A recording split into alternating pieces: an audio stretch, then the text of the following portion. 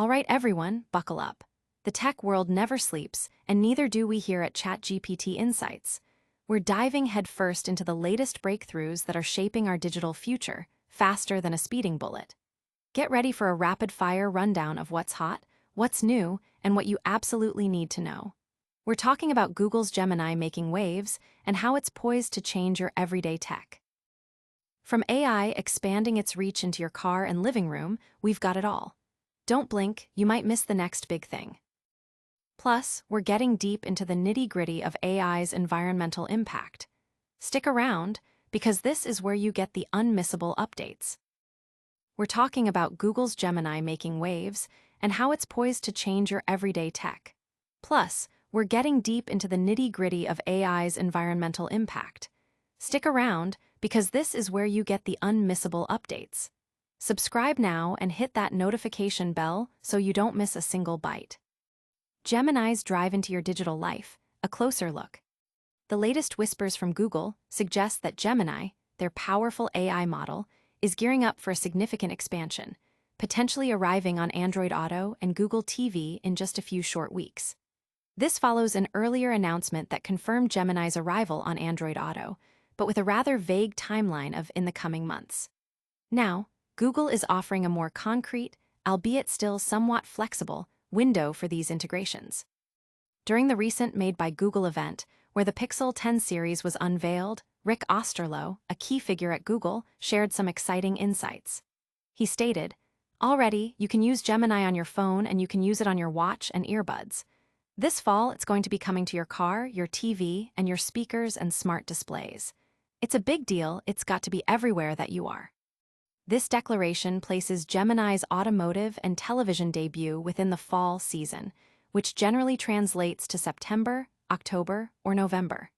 While not an exact release date, this provides a much clearer expectation than previously offered. This fall timeline also applies to Gemini's integration with Google TV.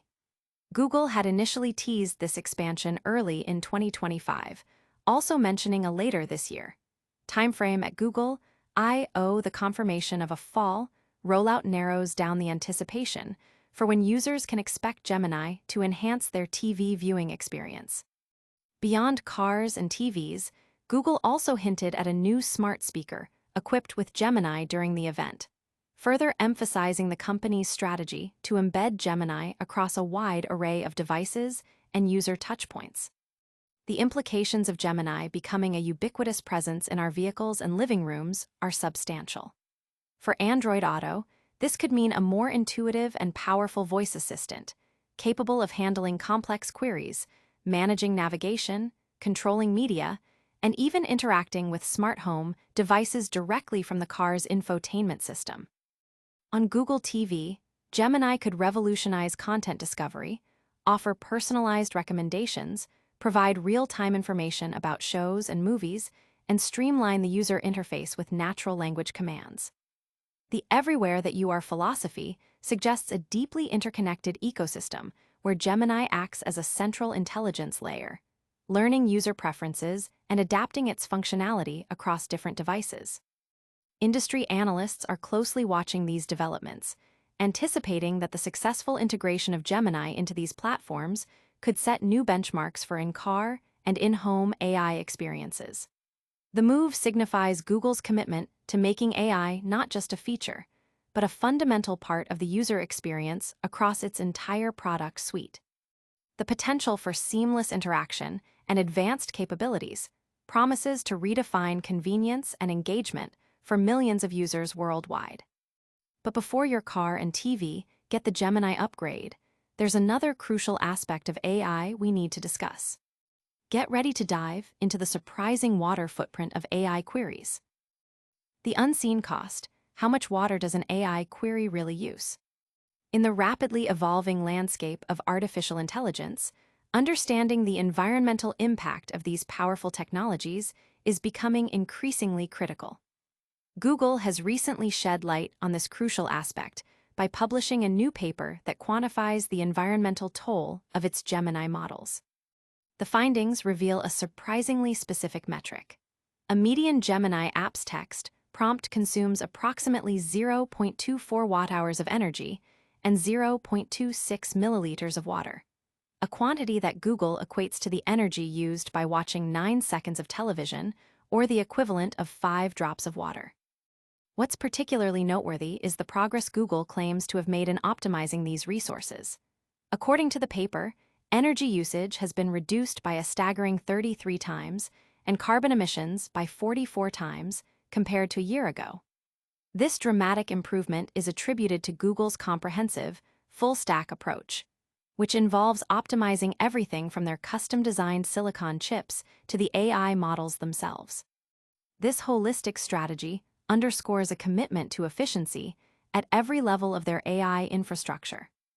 While these individual query numbers might seem minuscule, their cumulative effect is significant, especially considering the scale at which Google's AI services operate. In its latest earnings call, Google revealed that its Gemini mobile app alone boasts 450 million monthly active users, and its data centers are processing close to 1 quadrillion tokens per month. This sheer volume amplifies the importance of even small per-query efficiencies. However, the paper also raises questions about transparency and comparability. Google did not provide data on how these figures compare to the energy consumption of an average search query or the impact of its audio, photo, and video models. Furthermore, the exact size of the median Gemini app text prompt and the number of tokens it generates were not defined, making it challenging to draw direct comparisons or fully grasp the scope of the data. Google's reasoning for not comparing Gemini query impact to search query impact was that it would be an apples and oranges comparison due to the different interaction modalities. When pressed on the energy and water usage of image and video models, or the deep research model, Google's head of Advanced Energy Labs, Savannah Goodman, reiterated that the paper's focus was specifically on Gemini app's text prompts, with a strategy to continuously improve reporting transparency. The company also noted that model capabilities and underlying hardware have evolved significantly over the past year, influencing the median query's impact. Comparing these figures to industry benchmarks, Google's reported numbers are notably lower than many public estimates. For instance, Sam Altman of OpenAI previously stated that an average ChatGPT query consumed 0.34 wh of energy and 0.3 ml of water. It's important to note that Google's calculation specifically excludes factors like networking, end-user devices, and the power used for training models and data storage, which might differ in other companies' methodologies. Despite the nuances in how these metrics are calculated, Google's release of this data, along with its methodology, is a positive step towards greater transparency in the industry. These efficiency gains are impressive, but are they enough to offset the massive growth in AI usage? Get ready to find out as we explore whether AI's energy footprint is truly becoming a non-consideration. Google's bold claim, making AI energy use a non-consideration. Google is making a strong push to address the growing concerns surrounding the environmental impact of artificial intelligence, particularly its energy consumption. A top engineer from the company has confidently stated that Google is rapidly improving the energy efficiency of its AI operations, aiming to reach a point where AI's carbon footprint becomes a non-consideration. This ambitious goal is backed by new research published by Google, which provides concrete data on the energy usage of its Gemini AI assistant. The research paper reveals that a typical query processed by Gemini, which assists with tasks like summarizing web search results and drafting emails, consumes 0.24 watt-hours of electricity. This is equivalent to approximately 9 seconds of television viewing. What's particularly striking is how this figure compares to previous benchmarks and Google's own past performance. According to Google, this represents a 33-fold reduction in energy per query compared to Gemini's usage just a year ago. Furthermore, thanks to ongoing investments in low-carbon power sources for its data centers, each query now emits about 44 times less carbon than it did in the previous year. Amin Vahdat, a vice president of engineering leading Google's largest machine learning programming team, acknowledged that while the company isn't at its ultimate goal yet, the progress made is significant. He stated, "I don't think we're anywhere close to where we need to be, but we've gotten it to a place where it's comparable to other sources of information." Vadat expressed confidence that further improvements, potentially by orders of magnitude, are achievable, citing no fundamental reasons why the energy consumption couldn't continue to decrease. This research also aims to counter what Google perceives as often dubious data and overly simplistic extrapolations used in public concerns and projections about AI's energy footprint. Many of these forecasts, Vadat explained, are based on the flawed assumption that AI chips operate continuously at maximum power. In reality, these chips often function at a fraction of their peak capacity.